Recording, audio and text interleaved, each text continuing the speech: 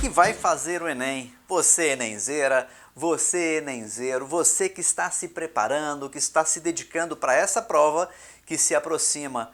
Hoje, em 2021, nós já sabemos que a data marcada está para o final de novembro, 21 e 28, e dá tempo de você fazer a sua melhor prova? É lógico que dá.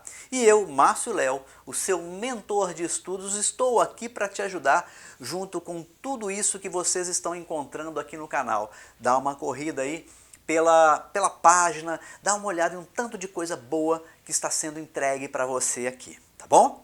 Hoje eu vou te falar sobre uma coisa extremamente importante que eu trabalho muito com os meus mentorados aqui individualmente.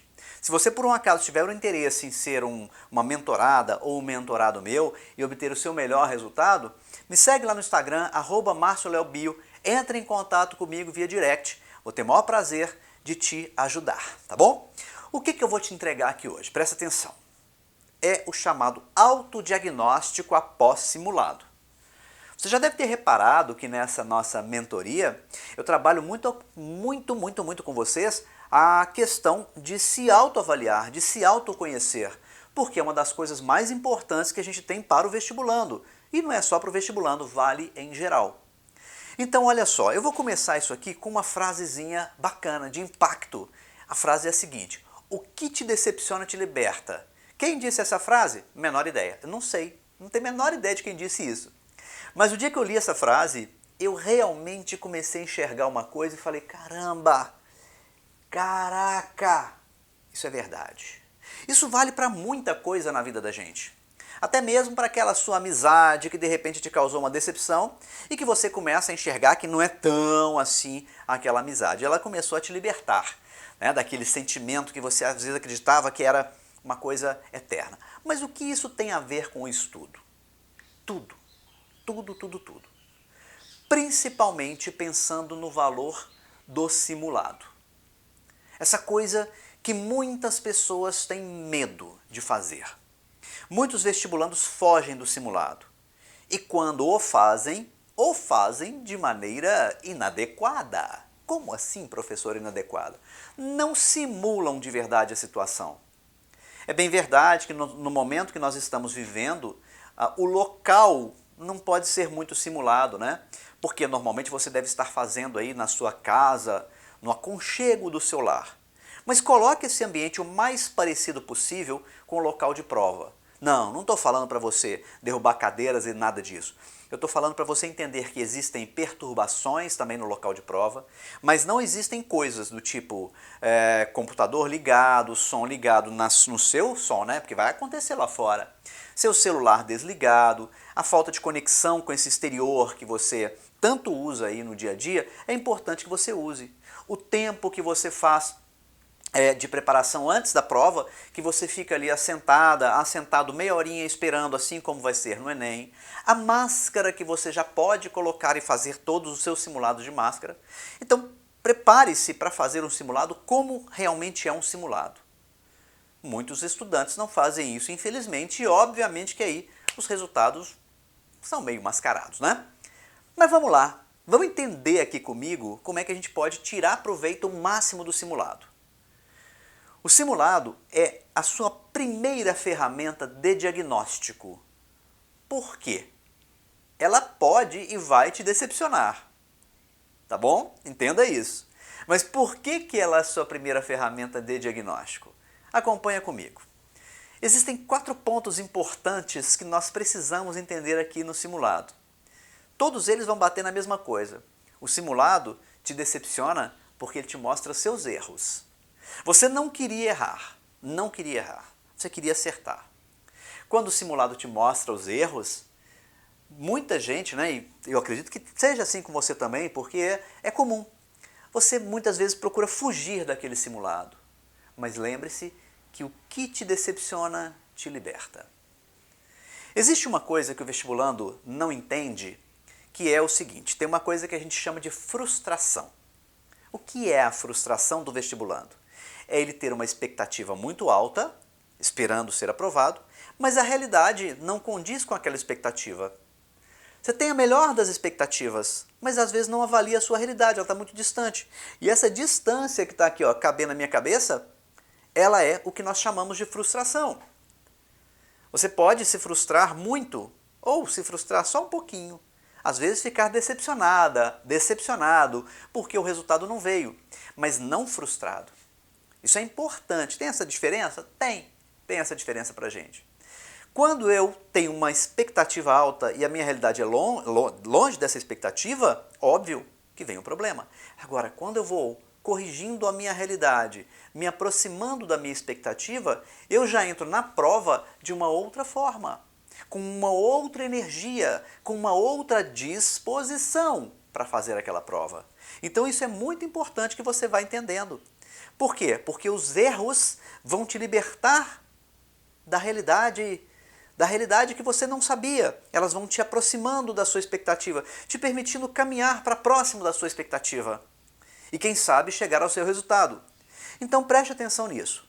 Depois que você acabar um simulado, você precisa fazer o autodiagnóstico, mas não é imediatamente após acabar, é no outro dia, no máximo, de preferência no outro dia, de preferência. Se não der para você fazer aí, faça 2 dias depois, mas faça.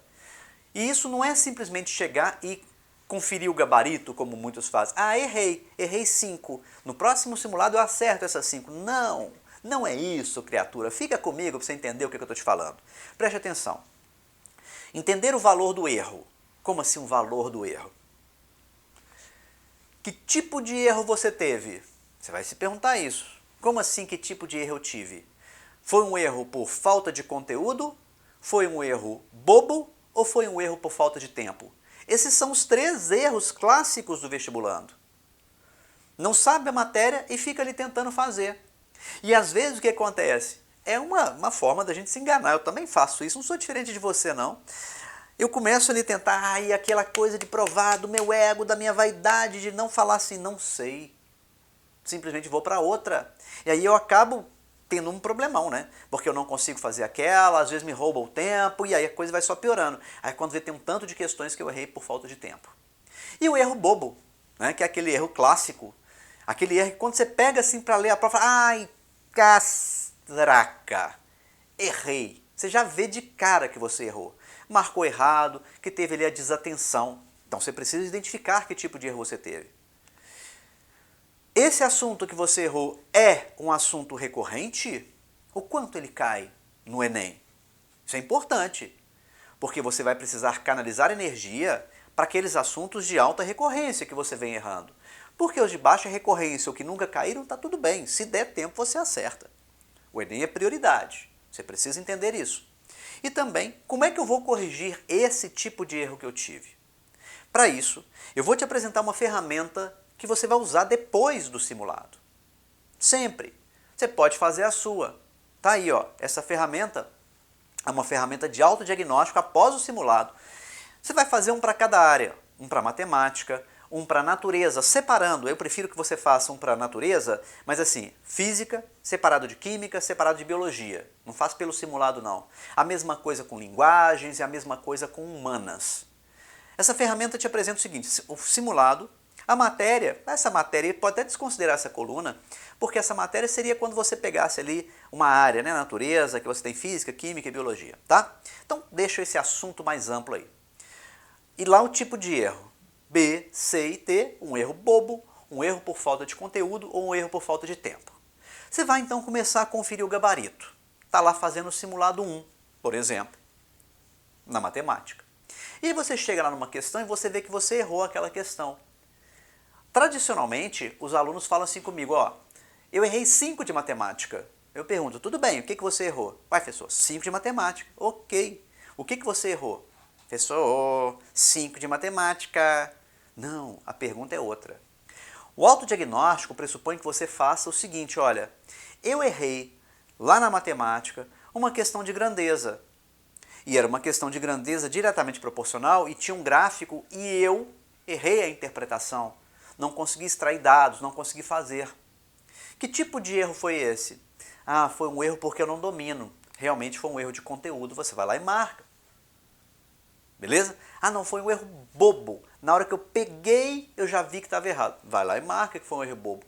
Nossa, foi um erro por falta de tempo. Porque estava lá no final, não ia dar tempo, eu marquei X e acabei errando. Aqui eu vou te fazer até uma observação. Todas as questões que num simulado você marcou chutando e ainda assim acertou, você vai tratá-las como um erro. Por quê, professor? Eu não errei? Não, você vai tratar como erro. Você precisa de aprender a fazer aquela questão. Numa outra situação você faria aquela questão? Se você fizer, então tudo bem. Mas você trata todo chute certo como um erro, porque você não está dominando aquela questão, tá bom? É importante que você chegue com segurança para fazer, ok? Muito bem. Aí passou lá, você veio, fez toda a correção, fez as 45 de matemática, você passou e identificou várias. Beleza, então você já sabe o que você tem aí. O que eu preciso fazer para corrigir esse assunto? Ah, eu vou ao YouTube ver como é que resolve essa questão. Será que você está corrigindo a questão? Aí vem lá o outro simulado, o segundo e o terceiro. E de repente lá no terceiro simulado, você vai identificar que você errou de novo uma questão de grandeza. Só que dessa vez é uma questão de grandeza inversamente proporcional. Você errou a interpretação de uma tabela. O que é um gráfico? São os dados da tabela. É quase a mesma coisa, só que de forma diferente. Mas era inversamente, agora é diretamente, e aí? Tudo bem. Você está errando questões de grandeza. Talvez você não saiba que existe uma constante de proporcionalidade que você precisa entender e por aí afora. E é de novo um erro por falta de conteúdo. Então aí, pá, pá, pá, pá, luz vermelha acesa, sinal, sirene, todos os alertas. Grandeza é uma questão, né, um assunto muito cobrado no Enem. Isso entra na sua lista de urgência. O que você vai fazer para corrigir esse erro? E corrigir, que eu estou falando, de novo, não é conferir o gabarito. Por isso que o erro tem um valor enorme. Ele te decepciona, mas ele vai te libertar de errar isso em provas subsequentes, em simulados subsequentes e até no grande dia, no grande baile que é o Enem. Ele vai te mostrar o seguinte, olha, você está errando questões de grandeza. Corrija com urgência isso. Como? Às vezes, estudando a base, num livro de teoria, assistindo uma videoaula, vendo uma resolução e fazendo exercícios. Lembre-se sempre dos exercícios.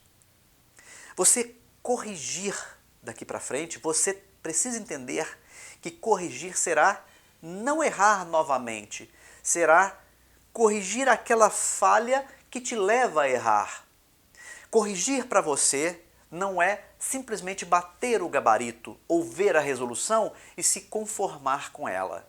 Corrigir agora vai ser resolver a parada, se libertar, se decepcionar porque errou e se libertar daquele erro que te prende, que te fez errar 1, 2, 3 vezes ou mais e talvez no dia do Enem. Talvez para você, estudante, talvez para você, minha querida, meu querido, esteja faltando uma simples coisa. Não vou nem falar uma, vou falar duas. A primeira é paciência e a segunda é generosidade. Paciência com você para entender que você precisa de etapas. Às vezes, uma etapa mais básica faz parte para mim e para você. E generosidade para entender que você, assim como eu, nós somos pessoas e como pessoas temos falhas. Falhas que podem ser corrigidas e que numa situação de prova precisam ser corrigidas. Com mais urgência ou às vezes sem nenhuma urgência. Aquele assunto que não é recorrente, de repente nem é passível de você gastar muita energia com ele. Se der tempo, você corrige. Agora, aquele que é recorrente é urgente. Paciência e generosidade. E entenda que o erro te decepciona. E o que te decepciona te liberta. O erro é o seu amigo, ele não é mais punição para você. E fazer o autodiagnóstico após o simulado, eu te garanto, vai te colocar num outro nível em relação às pessoas que você conhece. Se você quiser saber muito mais, continua seguindo a gente aí. A gente vai postar toda semana praticamente uma dica nova, uma mentoria nova. E se você quiser um contato mais direto comigo, vai lá no meu Instagram, @marcioleobio. Forte abraço, eu te vejo no próximo vídeo. Valeu!